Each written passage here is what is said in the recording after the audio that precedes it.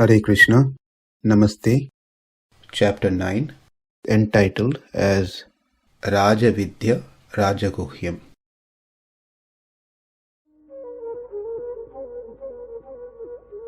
Sloka 14. Satataṁ kīrtayanto mam yatantaś dṛḍha-vratāḥ namasyantaś mam bhaktyā nitya-yuktā upāsate. Especially by chanting the name of Krishna and engaging himself in devotional service. Namna makari bahudha nija sarva shaktis tattarpita niyamitaha smaranena kalaha edadrishi tava kripa bhagavan mamapi dṛḍhaivam idrisham ihajani nanuraha. My Lord, O Supreme Personality of Godhead, in your holy name there is all good fortune for the living entity, and therefore you have many names such as Krishna and Govinda, by which you expand yourself. You have invested all your potencies in those names, and there are no hard and fast rules for remembering them. My dear Lord, although you bestow such mercy upon the fallen conditioned souls by liberally teaching your holy names, I am so unfortunate that I commit offenses while chanting the holy name, and therefore I do not achieve attachment for chanting. This is the mood that the great souls carries in their heart.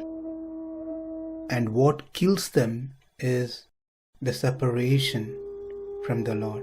Yugayitam nimeshena chakshusha pravishayitam sunyayitam jagat sarvam Govinda virahename. My Lord Govinda, because of separation from you, I consider even a moment a great millennium.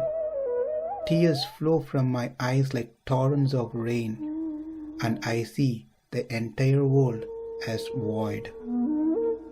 That is satataṁ nitya-yuktā. Here, satataṁ indicates that all the activities that one continues in the path of bhakti should be performed all the times, irrespective of whether one person is alone or in the midst of a crowd. One should utter the Lord's name aloud without feeling shy.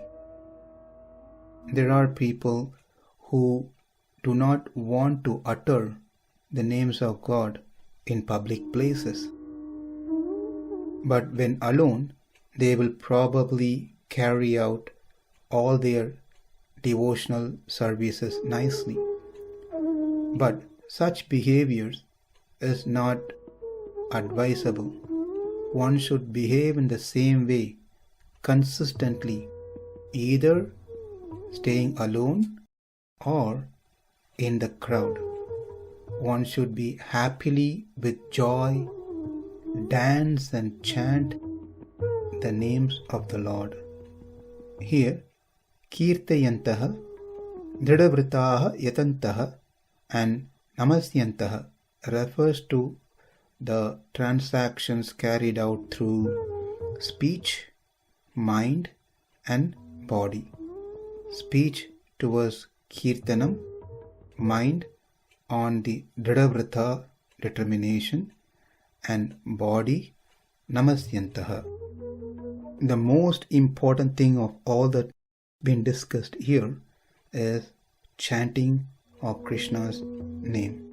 Hare Krishna, Krishna Krishna, Hare Hare, Hare Rama, Rama Rama, Hare Hare. To summarize, Krishna in this sloka speaks about those great pure souls, great devotees, for whom he has descended into this world. So, from our side, we need to start analyzing ourselves, if we have even a fraction of these great qualities of those great devotees? Are we utilizing our time properly in the service of Krishna, or are we wasting our time with unnecessary things, thinking those are necessary things?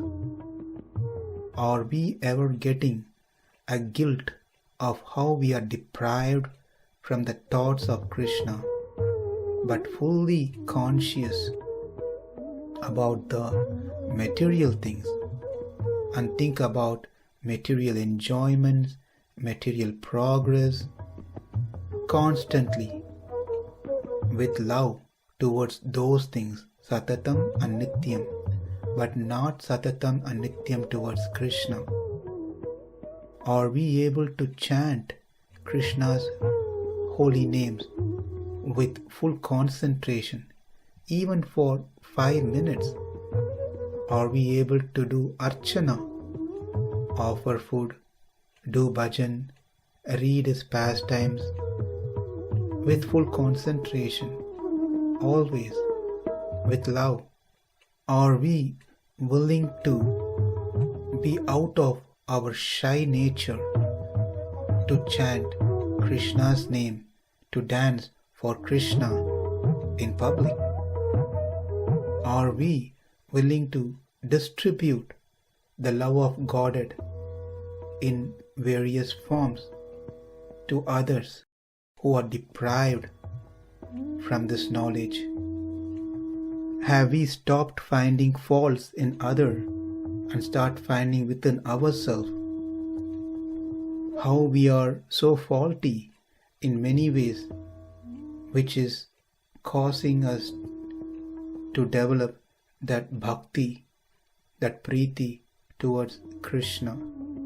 Are we spending enough time to rectify those mistakes of ours that's within us? Or we are more concerned about mistakes of others, wasting time?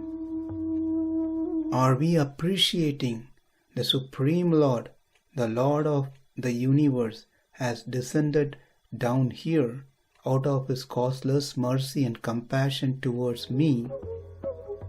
Or are we taking it for granted?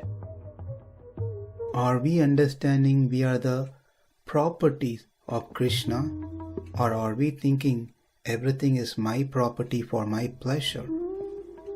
Are we willing to respect everyone, considering everyone to be parts and parcel of Krishna, and Krishna is present as Paramatma within everyone? Or are we expecting respects, name, fame and prestige? As we can see, there are a lot more to be worked on ourselves to become that person who's favorable and favorite to Krishna, where Krishna wants to see us. Not that we want to see Krishna. Krishna wants to see such a person, and He comes down for that person. Srila Prabhupada concludes his purport on this verse by stating that one does not need to undergo any severe penance and austerity. He can live this life in devotional service, guided by an expert spiritual master, and in any position, either as a householder or a sannyasi or a brahmachari, in any position and anywhere in the world, he can perform this devotional service to the Supreme Personality of Godhead, and thus become actually Mahatma, a great soul. Satataṁ kīrtayanto māṁ yatantaś dṛḍha-vratāḥ namasyantaś māṁ bhaktyā nitya-yuktā upāsate. Namaste. Hare Krishna.